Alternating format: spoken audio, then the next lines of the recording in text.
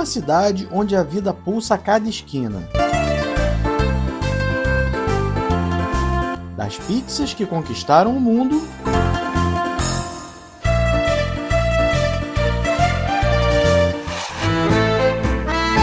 ao homem que virou Deus.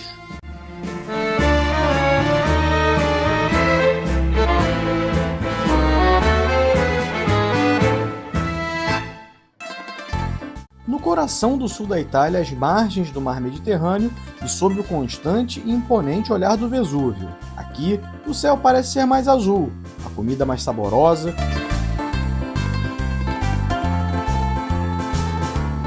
e o povo mais caloroso. Grazie.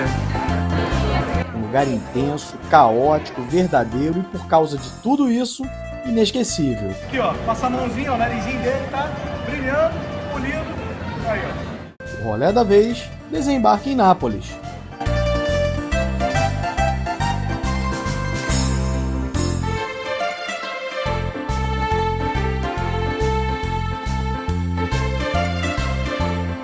A capital da região da Campânia tem cerca de 920 mil habitantes e é a terceira maior cidade da Itália. Só fica atrás de Milão e de Roma.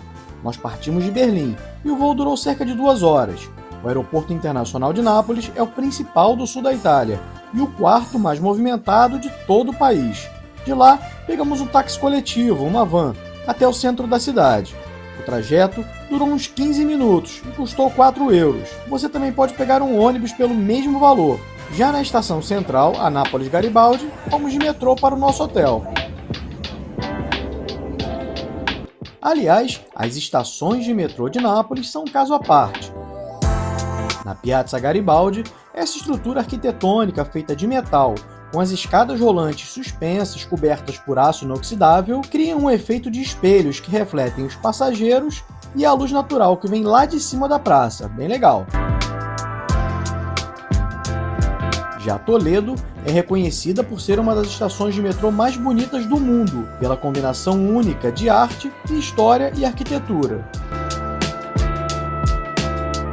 Cerca de 50 metros abaixo do nível da rua, Toledo é uma das estações mais profundas da Europa. A intenção é levar o passageiro para uma imersão no oceano.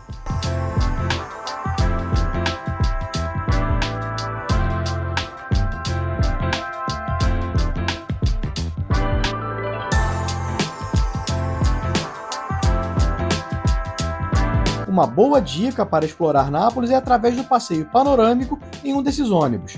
Você pode saltar nos pontos determinados e depois pegar um outro ônibus para continuar a jornada. O bom é que o ticket vale por 24 horas, perfeito para conhecer muitas atrações, almoçar e fazer compras. Aponte o celular para o QR Code que está na tela e descubra todos os detalhes, como preços, horários e itinerários. Nápoles tem uma boa oferta de hotéis, tanto na quantidade quanto na diversidade.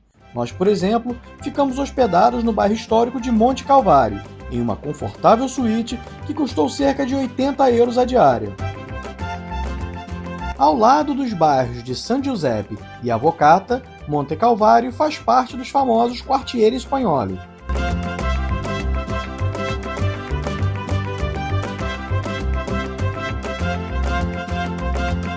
Muita gente diz que para sentir a verdadeira essência de Nápoles, você precisa caminhar por essas ruas estreitas dos Quartieri Spagnoli. Eu diria que essas pessoas estão totalmente certas. Toda essa área, no centro histórico de Nápoles, desde 1995, tem o título de Patrimônio Mundial da Unesco.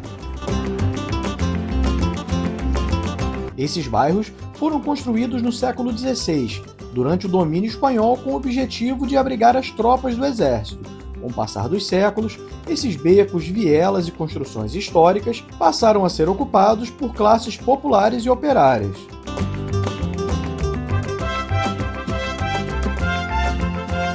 A região ganhou a fama de um local com problemas sociais e de criminalidade. E aí vai minha opinião sobre isso, a partir da minha experiência. Andei por aqui de manhã, de tarde e de noite. Me senti extremamente seguro e não vi nem de perto qualquer situação de violência. O que observei foi um local muito popular, intenso e com forte espírito de comunidade.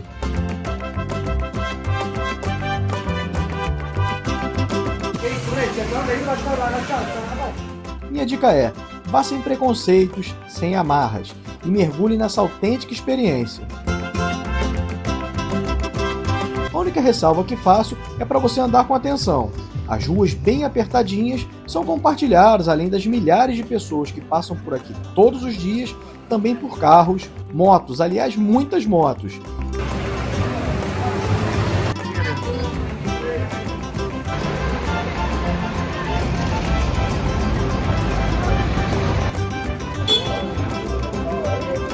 E mesas de bares e restaurantes. E para encerrar esse assunto, se você for a Nápoles e não explorar cada uma dessas ruas do Quartiere Espagnole, desculpe informar, mas você não foi a Nápoles.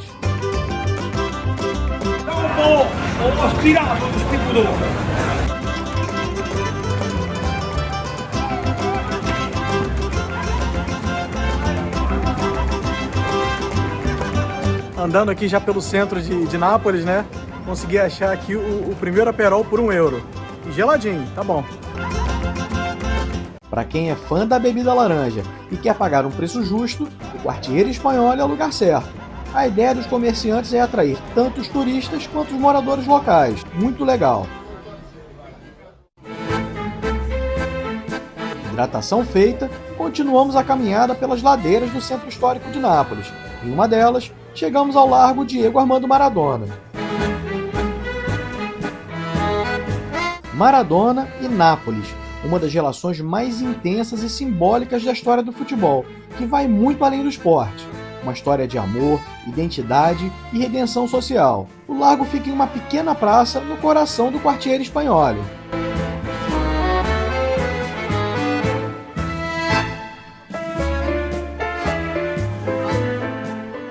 Bom, gente, eu tô aqui no lugar que eu sempre quis vir, que é no mural Diego Armando Maradona.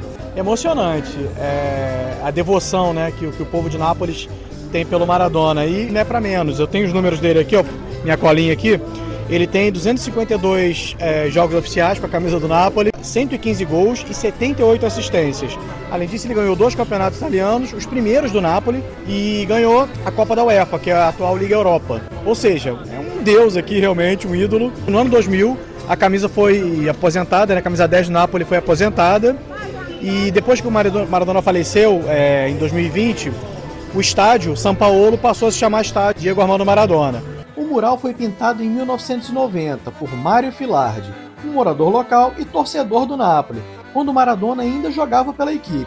Depois disso, a obra foi restaurada algumas vezes, sempre mantendo as características originais.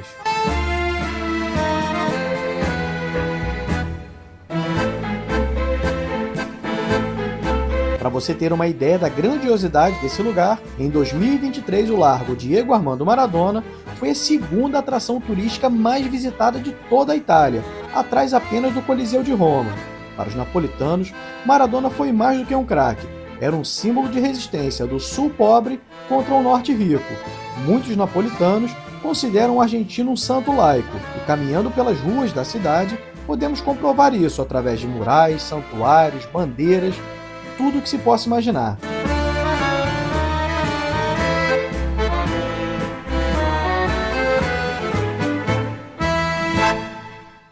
Ainda aqui no mural do Maradona, achei essa cervejinha aqui, ó, essa gelada aqui, ó, do Napoli, atual campeão italiano, a grande paixão dos napolitanos. Geladinha, hein?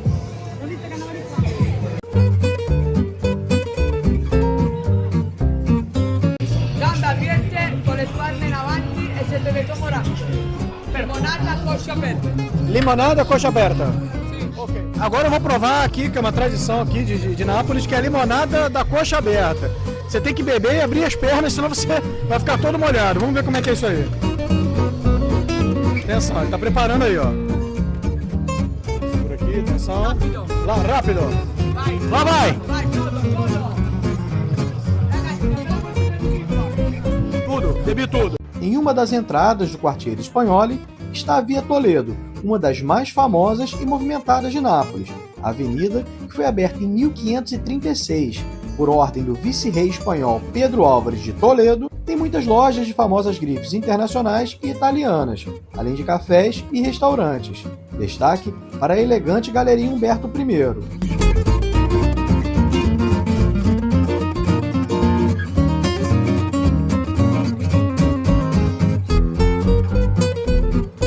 Inspirada na Galeria Vittorio Emanuele II de Milão, ela foi inaugurada em 1890 e segue os estilos arquitetônicos neorrenascentista e neoclássico.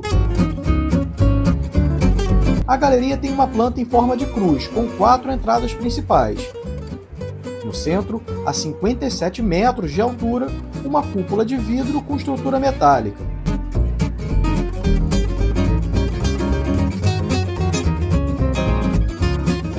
A galeria abriga lojas, cafés, restaurantes e escritórios. O piso tem mosaicos de mármore, que representam os signos do zodíaco.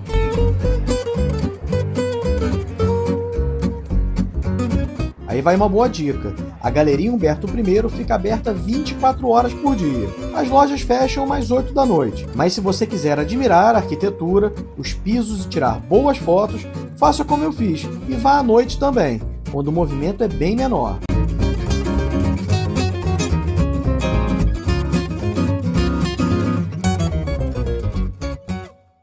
Aliás, a noite de Nápoles é uma atração à parte. No centro histórico, por exemplo, muitos bares abertos, música alta e gente na rua.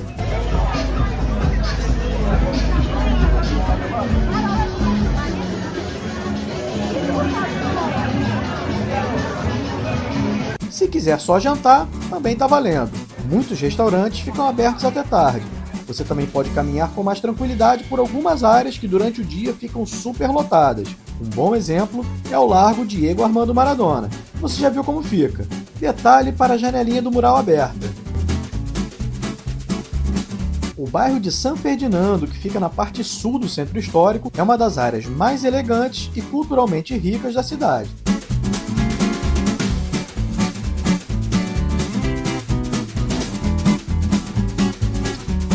Além de abrigar a Galeria Humberto I que já vimos, você vai encontrar o tradicional Teatro de San Carlo.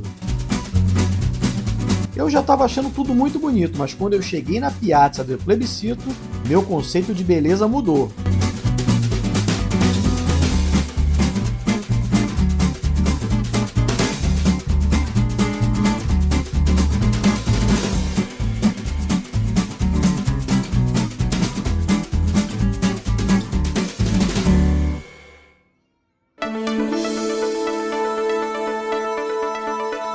A Piazza del Plebiscito é a praça mais famosa e importante de Nápoles. Ela começou a tomar forma no início do século XIX, durante o domínio napoleônico. O nome vem do plebiscito de 1860, quando o Reino das Duas Sicílias votou para se unir ao Reino da Itália.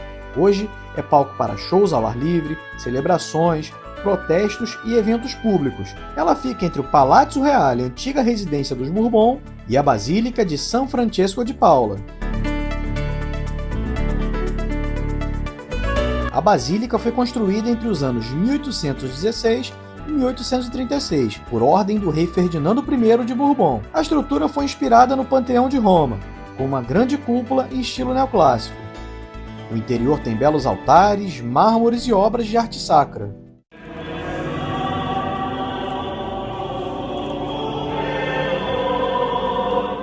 A igreja, que é dedicada a São Francisco de Paula, realiza missas e celebrações religiosas regularmente, inclusive no dia em que estivemos lá.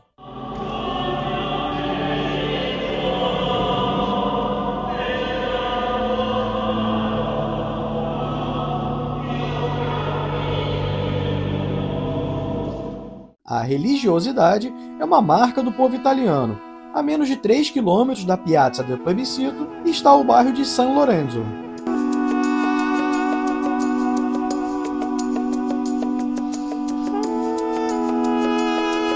E aqui fica o Duomo de Nápoles. O nome oficial da igreja é Santa Maria Assunta, mas é popularmente chamada pelos napolitanos como Catedral de San Gennaro, o padroeiro da cidade. A catedral foi erguida entre os séculos XIII e XIV, sobre restos de basílicas cristãs de um antigo templo romano dedicado a Apolo. Ao longo dos séculos passou por várias reformas e reconstruções, especialmente depois de terremotos. Padre nostro che sei nei cieli, sia santificato il tuo nome. Venga in... O maior destaque da catedral é o milagre da liquefação do sangue de San Gennaro. 3 vezes por ano, fiéis se reúnem para assistir o momento em que o sangue do santo, guardado em ampolas, se torna líquido. A igreja normalmente fica aberta todos os dias, das 8h30 da manhã à 1h30 da tarde e das 2h30 da tarde às 7 da noite. A entrada é gratuita.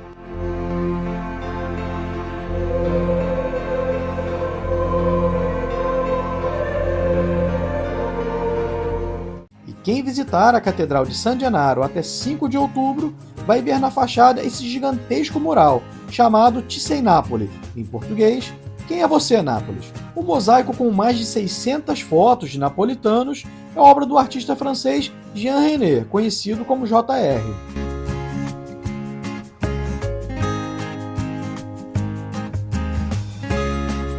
Perto dali, em uma das entradas do centro histórico de Nápoles, a Piazza Dante Alighieri. No centro, uma escultura erguida em 1871 em homenagem ao poeta italiano. Entre alguns prédios históricos que cercam a Praça Dante Alighieri, eu destaco o Foro Carolino, um importante conjunto arquitetônico do século XVIII, encomendado pelo rei Carlos III de Bourbon e projetado por Luigi Vanvitelli. Seguimos em direção ao mar e chegamos à Piazza Municipio. E aí, o Castel Nuovo se impõe. Ele foi construído a partir de 1279 por ordem do rei Carlos I de Anjou. E como estamos de cara para o mar Mediterrâneo, eu tenho mais uma dica. Já ouviu falar na belíssima Costa Amalfitana?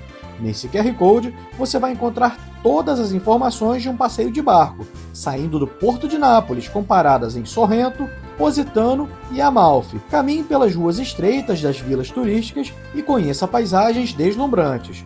Consulte os preços e horários aqui. Dizem que quem vai a Nápoles jamais volta ao mesmo. Posso afirmar com toda a segurança que sou um desses. Uma mistura de cores, sons, paixões e sabores que desafiam o tempo e o espaço. Aliás, por falar em sabores, no próximo vídeo nós vamos mergulhar no universo gastronômico de Nápoles. Imperdível! E se você gostou do que viu até agora, curta, compartilhe e se inscreva no nosso canal. Bora partir para o próximo destino porque você já sabe. Se esse já foi bom, o próximo rolê da vez vai ser ainda melhor.